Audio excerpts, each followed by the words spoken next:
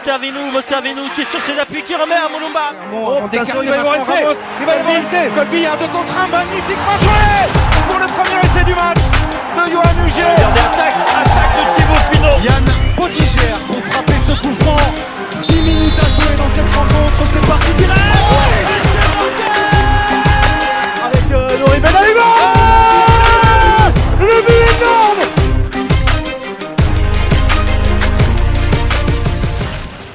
Bonjour tout le monde, vous êtes dans la feuille de match Club Toulouse pour un nouveau numéro en vidéo pendant le confinement.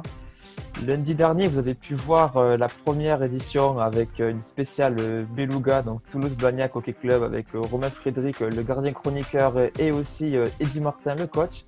Et cette semaine, un nouveau numéro avec surtout le retour d'un chroniqueur qui n'était pas là pour ce premier numéro, c'est Xavier. Comment ça va?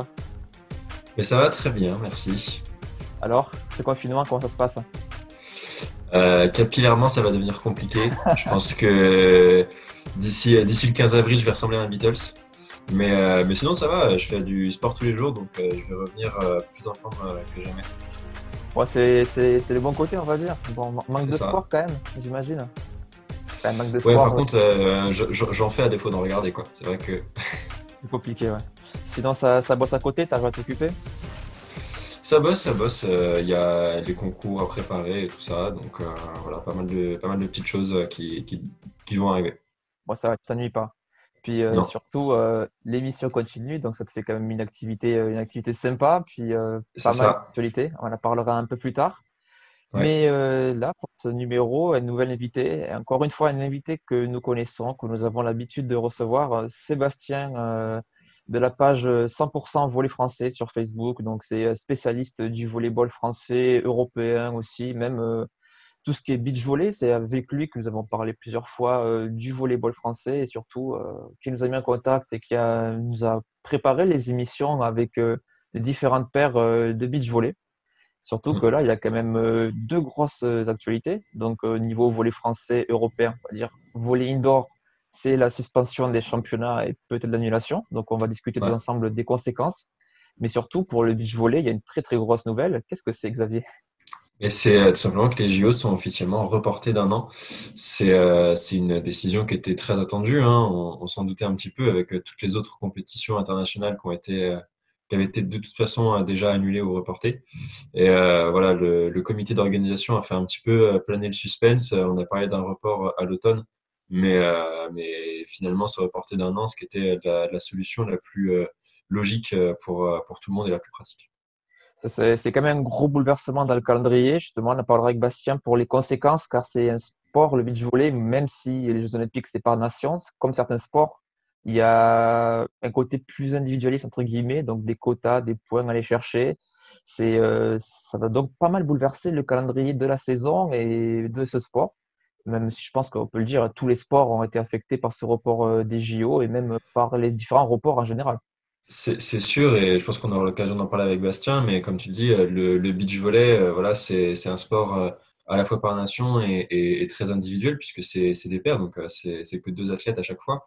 Et pour tous les athlètes qui voulaient prendre leur retraite, par exemple, à l'issue des Jeux, se pose la question de continuer un an de plus ou pas. Donc forcément, ça peut rebattre les cartes pas mal au niveau des qualifications.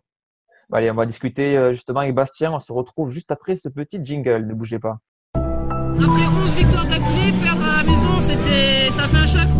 Les joueurs sont restés au vestiaire pour se dire un petit peu leur manière de penser, un petit peu leur vérité. Et on a failli plusieurs fois passer 8e, mais il nous manquait un peu d'expérience, je pense.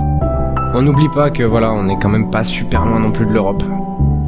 Et on commence ce nouvel numéro de l'émission La fête de match Club Toulouse en vidéo pendant le confinement avec cette spéciale volley avec Bastien de la page 100% volley français sur Facebook. Comme on te présentait tout à l'heure dans l'introduction, le spécialiste du volley français et du beach volley aussi. Comment ça va? Ça va très bien et toi? Ça va. Pour ceux qui ne te connaissent pas, tu peux te présenter en 2-3 mots ce que tu fais depuis quand tu suis le volley. Voilà, donc je m'appelle Bastien, j'ai 23 ans, donc je suis administrateur de la page 100% volleyball français que j'ai créée il y a 4 ans maintenant.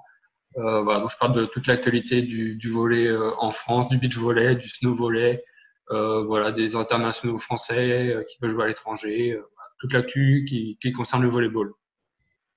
Donc, la première question que je vais te poser, elle va être assez évidente. C'est la question qu'on pose tous nos invités. C'est voilà, comment ça se passe le confinement pour toi? Est-ce que tu es en télétravail? Est-ce que ça a tout chamboulé pour toi? Raconte-nous. Bon, pour moi, honnêtement, ça va parce que je travaille dans l'agroalimentaire. Donc, je suis concerné par le fait de me déplacer pour aller au travail. Donc, les jours passent normalement. Après, c'est compliqué de voir qu'il n'y a personne dehors, qu'on ne peut pas sortir, on peut voir personne. Bon, ça, c'est un peu compliqué, mais je sais qu'il y a des gens qui sont dans une situation bien plus compliquée. Le plus compliqué pour toi, c'est quoi? C'est le volley qui te manque, j'imagine? Non, parce que cette année, je joue pas, je suis occupé par mon boulot, donc j'ai pas de licence. Le plus compliqué, c'est vraiment de voir personne, de finir sa journée, puis de rentrer directement à la maison, de croiser personne dans la rue, de pas pouvoir aller au restaurant, sortir au cinéma, enfin tous les petits trucs comme ça, quoi. Que ça soit triste, en fait, la vie est triste en ce moment. Mais le plus compliqué, c'est de voir les chiffres, les nombres de décès tous les jours, enfin toutes ces choses-là, que ce soit en France ou en Italie ou en Espagne, c'est catastrophique. Sur le sport, ça paraît quand même assez dérisoire, assez secondaire dans ces temps-là. Ouais, mais le sport, là, pour le coup, ça passe après, hein. On va parler des Jeux Olympiques, le report, ça passe après. Le plus grave, c'est vraiment la santé. C'est une catastrophe mondiale, ce qu'on est en train de vivre. Effectivement, oui. On va revenir à l'actualité du volley. On va essayer un petit peu d'apporter du divertissement, changer un petit peu les idées de tout le monde. C'est de la joie. Voilà, apporter de la joie, comme tu dis, Xavier. Aujourd'hui, où ça en est en fait, les championnats de France, première division masculine, féminine, qu'est-ce qui a été statué? Où ça en est? Alors, pour l'instant, on n'a pas de nouvelles. Alors, le championnat est pour l'instant arrêté, mais on ne sait pas s'il est vraiment définitivement arrêté, s'il va reprendre à la fin du confinement. On ne sait rien. On ne sait pas si ça s'arrête, comment ça va se passer. Est-ce qu'il y a un champion de France? Est-ce qu'il y a des relégations? Est-ce qu'il y a des clubs qui montent? On ne sait rien. On ne sait pas qui peut être en Coupe d'Europe. Pour l'instant, on ne sait rien. Tout ce qu'on sait, c'est pour le championnat amateur, où là, la saison est définitivement terminée. Et pareil pour les Coupes de France jeunes, toutes les compétitions jeunes, tout est terminé à ce niveau-là. Mais pour le volley français pro, on ne sait rien du tout pour l'instant. En gros, c'est juste la fédération française qui a parlé et agi. Et la Ligue, pour le moment, elle, rien du tout. Alors pour l'instant, c'est la Ligue. Quand on parle de professionnels, on parle de la Ligue nationale de volleyball qui, j'ai envie de dire encore une fois, est en retard dans sa communication, qui n'arrive pas à prendre des décisions. Et c'est vrai que c'est embêtant pour tout le monde parce que les joueurs sont entrés dans leur pays. Ils savent pas s'ils doivent revenir en France pour terminer la saison. Enfin, à Tours, je pense à Prince Germain en centrale qui a démissionné du club afin de libérer un salaire pour le tour volleyball. Mais sauf que là, si la saison reprend, il peut pas revenir, il peut pas re-signer un contrat. D'accord. Ah oui, c'est vraiment un gros problème, quoi. Là, ça paraît un peu inconcevable de reprendre dans ces conditions-là. Bah, ça, totalement, parce que au volley, on n'a pas quand même un budget qui est mirobolant comme on peut avoir au football ou au basket, par exemple. Donc, faire revenir les joueurs qui sont partis à l'étranger, se confiner auprès de leur famille, de leurs proches, ça demande énormément d'argent. Là, le chômage partiel, ça demande aussi de l'argent. Enfin, il y a beaucoup d'argent qui sont dépendus par les clubs français, et ça, c'est assez inquiétant aussi. Oui, par exemple, si on parle des cas des Spacers, je sais qu'actuellement, il y a Sébastien Kloster qui est reparti en Argentine. Je crois que j'ai vu aussi le capitaine Jorna qui était reparti aux Pays-Bas. Bon, c'est un peu plus proche, on va dire, mais c'est un problème qui touche tous les clubs pour le coup. Tous les clubs, et Toulouse n'est pas le club le plus pénalisé par le coup parce qu'ils ont beaucoup de joueurs français, donc il y a moins de déplacements à faire pour venir à Toulouse. Mais quoi qu'il en soit, pour moi, il faut arrêter le championnat là. Réfléchir comment est-ce qu'on est en champion, est-ce qu'on a des relégations, mais on ne peut pas reprendre. Là, on va avoir 2 mois sans entraînement pour les joueurs.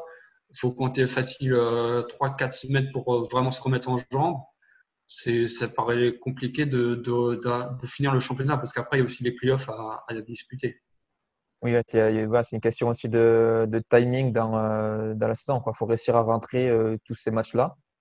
Est-ce qu'il y a eu des réactions des différents clubs, des pistes qui ont été proposées par les clubs? Comment ça réagit en fait du côté des présidences?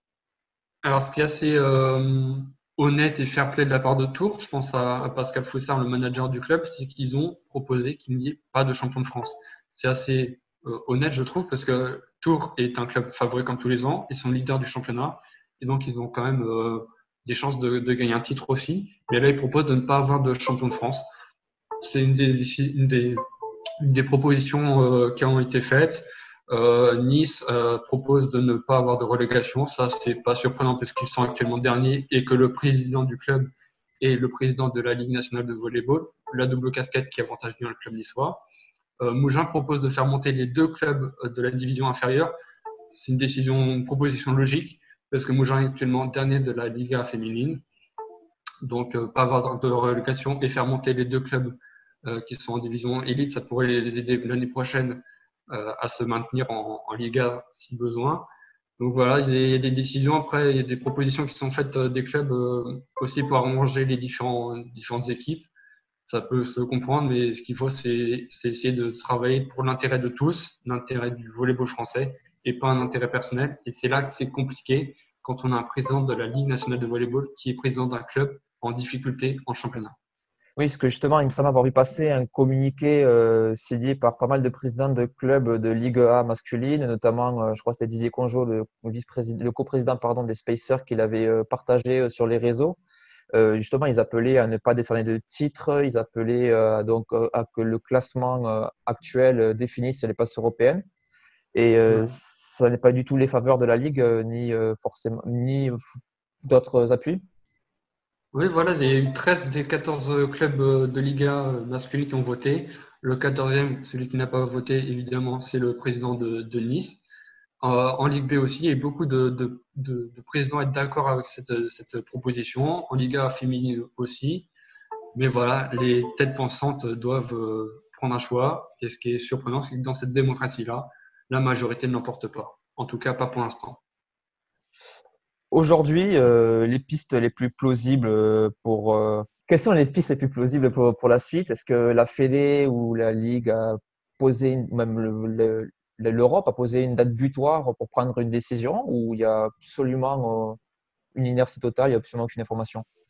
Non, il n'y a pas de date, juste que les fins de contrat des joueurs arrivent le 30 juin. Donc 30 juin, il faut que tout soit terminé, il faut que tout soit décidé. Après, qu'est-ce qui serait le mieux? D'un côté, j'ai envie de dire que la saison blanche, c'est quelque chose de compréhensible parce que voilà, on n'est pas allé au bout. Les playoffs sont une part quand même très importante dans le championnat. Là, on n'a toujours pas commencé les playoffs. Pour moi, quoi qu'il arrive, on ne peut pas reprendre le championnat. On ne peut pas reprendre ça, c'est sûr. C'est une situation qui est similaire dans notre sport, c'est-à-dire qu'il y a aussi une partie économique, les contrats qui rentrent en jeu, et donc une fois que les dates sont terminées, c'est une même question juridique, le droit du travail qui s'applique.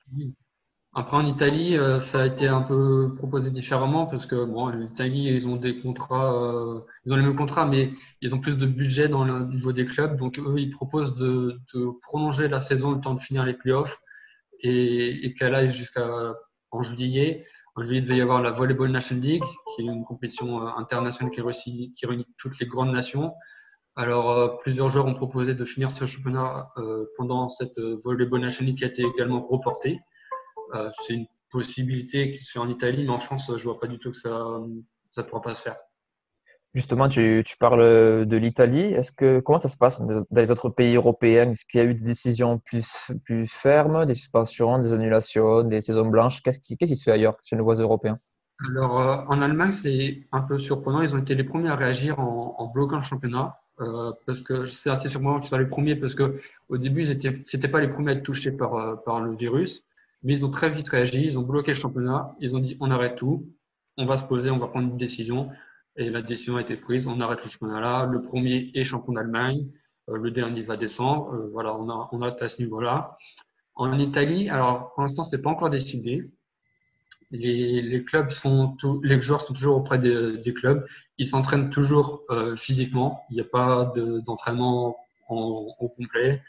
Il y a des séances de musculation où les joueurs ils vont 2 par 2 et ils sont avec le préparateur physique.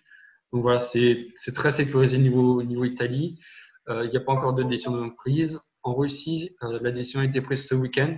Le premier, pareil qu'en Allemagne, est champion. Le deuxième est en Ligue des Champions. Le dernier va descendre. Ensuite, en Pologne, là, on n'a pas encore d'informations à ce niveau-là. Et voilà, on attend la réponse aussi du coup en France qui devrait, j'espère, pas tarder. D'accord. On a l'air d'être plutôt en retard par rapport aux autres clubs, par rapport aux autres nations, pardon. Bah oui, on a l'air un petit peu en retard parce qu'on a quand même été aussi dans les premiers à être touchés par ce virus.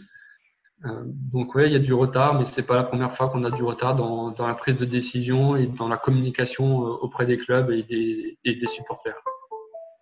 On va parler aussi des compétitions internationales. Donc, est-ce qu'il y a des conséquences aussi pour les compétitions continentales, donc Coupe d'Europe entre clubs et aussi surtout pour les compétitions entre équipes nationales? Il y a aussi eu des reports, des annulations. Qu'est-ce qui a été statué?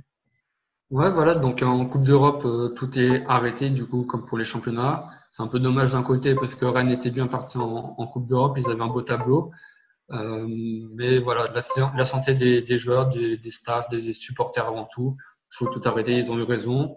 Après, niveau équipe nationale, donc les Jeux Olympiques ont été reportés, comme on le disait. La Volleyball National League, comme je le disais tout à l'heure, est également reportée. Il est même annulé et il est même proposé que les 2 prochaines éditions soient annulées puisque les Jeux Olympiques de 2020 se joueront en 2021 et qu'en 2021, il doit y avoir les championnats du monde. Donc faire 3 compétitions internationales comme ça le même été, c'est quasiment impossible. D'accord, Enfin, donc c'est un vrai chamboulement au niveau du calendrier international de volleyball, cette décision des Jeux Olympiques. Pour la santé des joueurs, on ne peut pas mettre 3 compétitions un même été. La Volleyball National League, ce n'est pas une compétition majeure quand même. Les équipes, ils vont très rarement avec leur équipe type. Ils y vont plus pour préparer les compétitions majeures.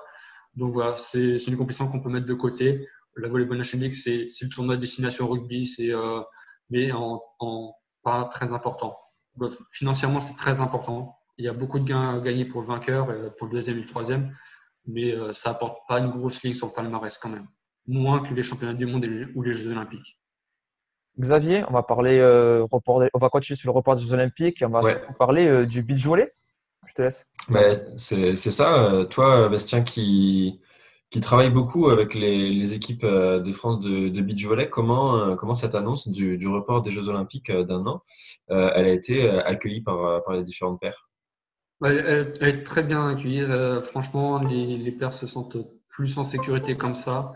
D'un point de vue de la santé, bien évidemment, mais aussi ça aurait demandé un enchaînement de tournois pour chercher à se qualifier. Les tournois sont annulés les uns après les autres. Là, on en a jusqu'à fin mai sans tournoi de beach volley. Donc, bien évidemment, ils sont, j'ai envie de dire, heureux de ce report des Jeux Olympiques d'un an. Heureux parce que voilà, c'est impossible de chercher à se qualifier comme ça en si peu de temps. Il y a beaucoup d'équipes qui ne sont pas encore qualifiées. Il y a encore beaucoup de place à prendre pour les Jeux Olympiques. Donc là, c'est une bonne nouvelle pour ce report. Justement, à quel point ça va changer les choses en fait? Est-ce qu'il y a des paires qui peuvent être favorisées par ce report, d'autres qui peuvent être pénalisées parce qu'elles étaient plutôt en fin de cycle? Comment tu le vois toi? Ouais, il y a des paires évidemment, je pense aux Brésiliens par exemple, qui ont des paires assez expérimentées, plus de 30 ans. Donc ça commence à être plus sur la fin de carrière que sur le début. Nous, on a de la chance d'avoir des paires qui soient jeunes. Je pense à Alexandra Jupiter, Aline Chamreau, Alexa Richard et Lesana Placette chez les filles, Quincy Aguirre, Arnaud Gauthier chez les hommes. Donc voilà, ça va leur donner un an pour travailler encore, pour bien se placer au niveau du ranking olympique, pour bien préparer le tournoi continental pour la qualification via la Continental Cup. Donc voilà, ça va leur permettre d'avoir un an de plus à s'entraîner, à se préparer et à progresser. Tu disais qu'il restait beaucoup de place à prendre. Les équipes qui étaient virtuellement qualifiées, tu peux les rappeler? Alors ouais, il y a côté masculin, on a les Russes qui sont champions du monde. Hein. Il y a un ticket offert pour le champion du monde. Après, il n'y a pas énormément de place encore de prise. Il reste des postes. C'est surtout par les 12 premières nations au ranking mondial que là, il y a beaucoup de place à prendre évidemment. Donc pour l'instant, les Français et les Françaises ne sont pas dans ces 12.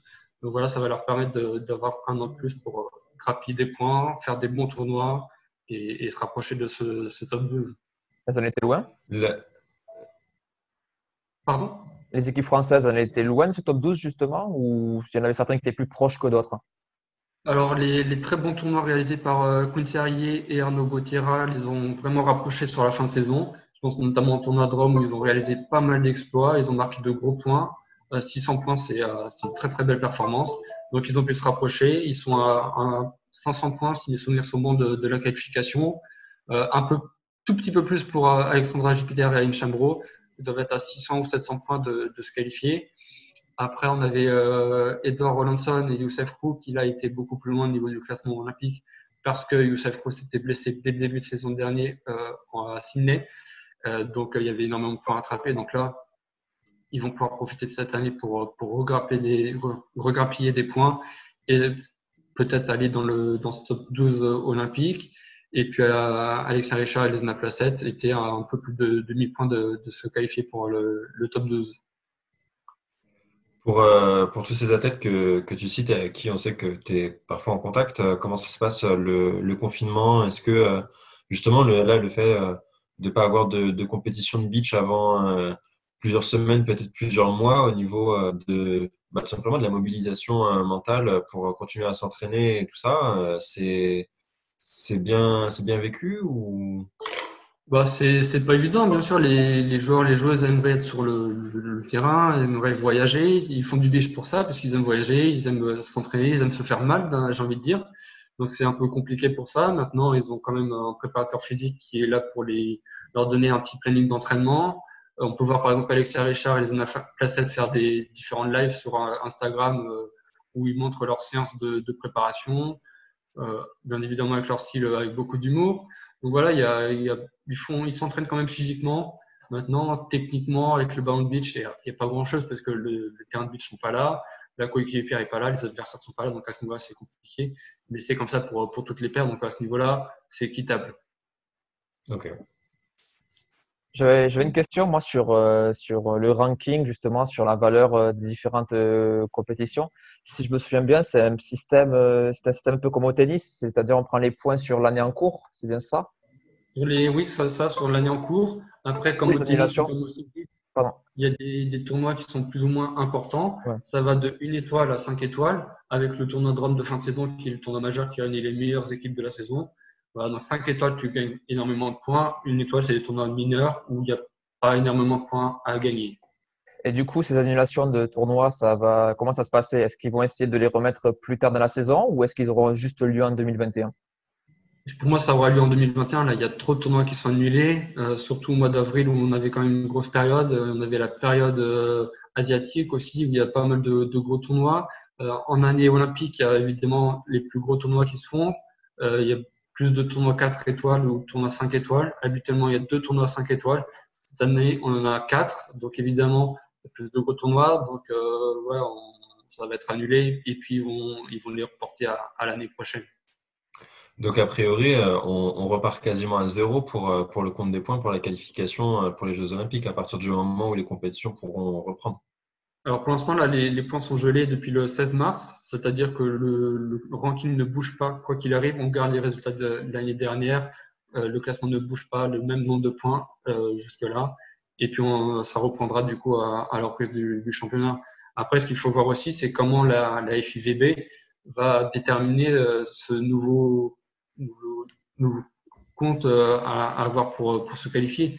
Est-ce que ça va être avec la même date? Est-ce qu'il y aura toujours la Continental Cup? Peut-être qu'il y aura plus d'espace entre les différents tournois aussi pour la Continental Cup. J'avais une question par rapport à une conversation qu'on a vue hors antenne avec Xavier. Justement, on sait qu'il y a des athlètes, beaucoup d'athlètes même, qui avaient prévu de prendre leur retraite aux Jeux Olympiques car c'est quand même un bon moment pour prendre une retraite. Ça peut être le summum d'une carrière. Est-ce que justement, il y a des athlètes au niveau beach volley qui avaient prévu de tirer leur révérence après les JO et qui donc pourraient reporter d'un an? Alors en France, c'est pas le cas. Dans les autres nations, honnêtement, je ne sais pas. Comme je disais tout à l'heure, il y a une paire brésilienne qui a assez expérimenté. Donc là, peut-être ils avaient sûrement, j'ai envie de dire, prévu d'arrêter après les JO. Je pense qu'ils vont rester un an de plus.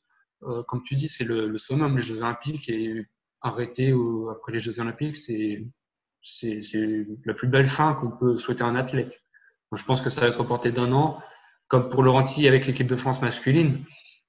il avait prévu d'arrêter après les Jeux olympiques.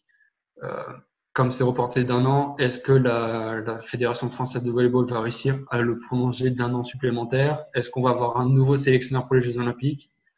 C'est des négociations qui doivent se faire, des échanges, des discussions et des prises de décision à avoir. Surtout que concernant Laurent-Tilly, il avait déjà des pistes pour un nouveau contrat d'entraîneur en plus. Donc, c'est un peu compliqué peut-être effectivement de le garder pendant 1 an. Ouais, c'est ça. Il a signé au Japon avec un club japonais. Donc, c'est ça aussi qu'il faut voir. Est-ce que le club japonais va accepter de le laisser être le sélectionneur de l'équipe de France encore 1 an? Est-ce qu'il en a envie, simplement? C'est pas évident. C'est pas évident. Je pense par exemple à Antonin Rousier qui avait été appelé pour disputer le TQO suite aux nombreuses blessures de l'équipe de France. Et ben, son club japonais n'a pas voulu le libérer pour ce TQO. Donc, est-ce qu'ils vont le faire pour Laurent-Tilly à un poste plus important comme celui d'entraîneur de club? C'est à voir. Justement, pour terminer sur la partie des Jeux Olympiques, donc le report bien sûr concerne donc aussi l'équipe de France classique indoor, puisqu'elle était qualifiée pour l'équipe masculine est qualifiée pour les Jeux. Pareil, est-ce que tu penses ça pouvoir avoir des conséquences positives ou négatives pour l'équipe de France par rapport à l'effectif, à la forme de chacun, des potentielles blessures ou non? Comment tu vois ça? Moi, je pense que c'est positif parce que, alors, blessure, pour l'instant, enfin, jusque-là, on n'avait aucun joueur blessé. On arrivait sur la période un peu clé où il y a plus de matchs à disputer avec plus d'enjeux, plus de pression. Donc, peut-être que là, on aurait eu des blessures, mais jusque-là, on n'en avait pas. Pour moi, c'est une bonne nouvelle parce qu'on a une équipe de France qui est très jeune. Aucun joueur français a plus de 30 ans dans le groupe qui a disputé le TQO. Les plus âgés sont Kevin Leroux, Erwin Ngapet, Benjamin Tonietti, ils ont 29 ans. On a beaucoup de jeunes joueurs. Je pense à Antoine Brizard, à Barthélémy Chenilizé, à Jean Patry, à Timothée Carle. Donc, ils vont avoir encore 1 an pour s'aguerrir, pour jouer à très haut niveau, pour évoluer dans les grands championnats européens et même mondiaux, puisque la plupart jouent en Italie ou en Pologne. Donc voilà, ça leur permet d'avoir encore 1 an à prendre de l'expérience. Donc pour nous, c'est que bénéfique. Tu parlais d'Ngapet. On a appris que malheureusement, il avait été touché par cette épidémie de Covid-19. Est-ce que tu as des nouvelles à nous donner de son état de santé? Est-ce que ça va mieux? Ouais. Alors, il ne sait pas où il a été atteint par ce virus, si c'est lors de son séjour à Paris ou à Poitiers. Mais il a été en effet testé en son arrivée en Russie à l'aéroport et il a été positif. Alors, il n'y avait rien de très méchant. Il a perdu un peu de l'odorat, il a eu la fièvre, beaucoup de fièvre et un petit peu de tout. Donc, il a été bien pris en charge par le personnel hospitalier en Russie. Il a été du coup à l'hôpital pendant une bonne semaine. Il a pu être libéré il y a 2 jours. Il est retourné en France très rapidement après. Donc pour l'instant, voilà, il va bien. Il a pu retrouver ses proches, sa famille, ses amis, et il va pouvoir se reposer cet été vu qu'il aura une longue période de vacances. Bon, mais t'as mieux des nouvelles positives pour terminer. Mais Voilà. écoute, merci beaucoup Bastien de nous avoir donné un peu de ton temps et de ces nouvelles sur le volley français et européen, même mondial. Pour terminer, est-ce que tu peux nous donner tous tes réseaux pour te suivre, si on veut suivre ton actualité et le volley français? Allez, pour l'actualité du volleyball français, c'est sur Facebook et Instagram, 100% volleyball français. C'est pas compliqué. Parfait. Écoute, merci beaucoup. Puis à très bientôt. On espère que ça continue à bien se passer pour toi et qu'on pourra te revoir dans notre studio de Radio Occitania avec un meilleur matos et surtout beaucoup de plaisir et beaucoup d'actualités volées. Avec grand plaisir. À très vite. Allez, à très vite. Salut. Qu'elles ont fait ce soir, les filles du TMB, c'est tout simplement grandiose. C'est devant un palais des sports rempli que le Phoenix Toulouse Handball accueillait Cesson. Merci à tous de nous avoir suivis pour ce numéro de la feuille de match Club Toulouse en vidéo, le 2e numéro déjà. On se retrouve dès la semaine prochaine pour de nouvelles actualités, même pendant le confinement, car le sport, même s'il est arrêté, il y a toujours pas mal d'infos. Justement, Xavier, tu as déjà le prochain invité à nous communiquer. C'est ça, on va recevoir Marine Moulumba, la joueuse du Toulouse Métropole Basket. On parlera avec elle forcément de la situation du basket français, puisque c'est tombé le week-end dernier. Les compétitions sont arrêtées en fait. Au niveau de la FFBB, toutes les compétitions sont définitivement arrêtées. Donc le cas de la Jeep Elite et de la Pro B, si je ne dis pas de bêtises, sont laissés à la ligue professionnelle. Il n'y a pas encore eu de décision définitive non plus concernant la ligue féminine, donc la première division. Juste des recommandations de la part de la FFBB. Non, une décision définitive. J'ai une coupure réseau à recommandation.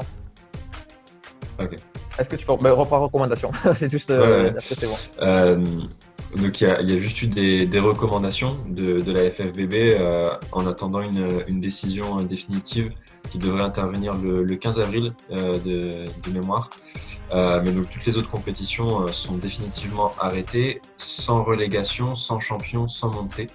Donc ce qui signifie que le TMB jouera en deuxième division la saison prochaine et qu'en attendant, les filles sont entre guillemets en vacances. Donc voilà, on va pouvoir discuter de tout ça avec elles. D'accord, donc on partirait sur une saison blanche. On voit que c'est compliqué, qu'il n'y a pas forcément d'uniformisation entre chaque sport, même si ça peut paraître compliqué. Il n'y a pas d'uniformisation entre les sports, tout simplement parce que les conditions sont différentes. Ça dépend du nombre de matchs qui restent à faire. Ça dépend aussi énormément d'enjeux financiers. On le voit avec le football. Voilà, les autres compétitions peuvent se permettre de s'arrêter parce qu'il n'y a pas forcément les mêmes enjeux médiatiques derrière, je pense. Alors que le football, c'est autre chose. Mais donc là, voilà, en attendant, ça pose quand même des vraies questions parce que le TMB dépend aussi un petit peu de sa billetterie, par exemple, et le fait de ne pas finir la saison régulière, mais aussi d'être privé des playoffs. Mine de rien, ça peut peser dans une trésorerie. Donc voilà, là, pas de match jusqu'en basket. En plus, ça reprend très tard. Hein, ça reprend en septembre. Donc c'est tout un club qui est à l'arrêt et ça peut aussi poser des vraies questions. Écoute, on en reparlera très rapidement. Merci Xavier de m'avoir accompagné pour cette émission. Donc on se retrouve dès la semaine prochaine pour ce nouveau numéro Club Toulouse. En attendant, vous pouvez vous abonner à la chaîne YouTube. Ça doit être juste ici, le petit pictogramme pour s'abonner. Je nageais comme ça. Et bien sûr, vous pouvez retrouver les autres émissions de la feuille de match. La feuille de match Toulouse Foot autour de l'actualité du TFC avec la liste, les Violets, les Indians, les supporters pour les dernières informations de la planète violette qui ne s'arrêtait pas, toujours des rebondissements. Et vous pouvez vous permettre de la blague. Et oui, ça fait bientôt un mois qu'on n'a pas perdu de match, bien sûr. Vous retrouverez aussi. Oui, c'est Xavier. Non, mais.